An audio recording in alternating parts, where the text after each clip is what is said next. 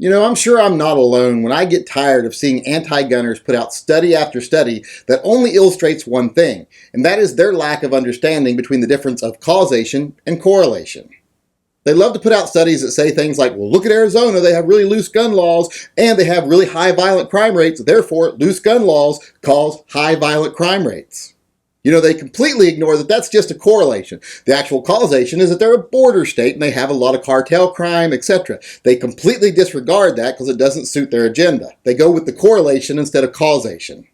And if that's the level they accept in their own studies, well then they have to accept that in other studies as well. So today, I want to make a quick video about a couple of maps I was looking at recently. I was going through some of the Bloomberg information, and they have several maps on there that show different types of mass shootings, etc. And I was looking at the first map that came up, and I was saying, this map looks familiar to me. Why does this map look familiar? And then I started thinking, I remember a map back after the last election that showed all the counties in the United States that voted heavily Democratic.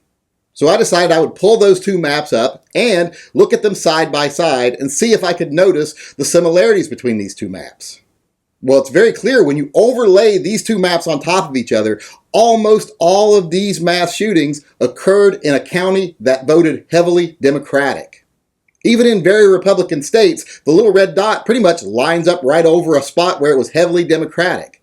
In a lot of places, the little red dot completely covers the county that was Democratic. You can't even see it anymore on the map because it's right directly lined up with a red dot.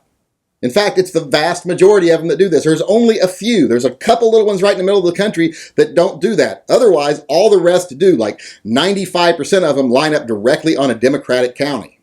So therefore, using the same methodology that the anti-gunners consider valid, we can easily come to the conclusion that Democrats cause mass shootings. I mean, it's clear as day here. Wherever there's heavy concentrations of Democrats, there's going to be mass shootings. Seems like it's indisputable because remember, correlation is as good as causation. And another thing that the anti-gunners always love to say is if it just saves one child, it's worth doing. Well, looking at this map, we can very clearly see that we could save at least one child by doing one simple thing. We could all easily just take up the banner with one slogan on it, and that says, stop gun violence, save the life of a child, ban Democrats. This message has been brought to you by independents that are sick of the bullshit on both sides of the argument. I am the Yankee Marshal, and I endorse this message.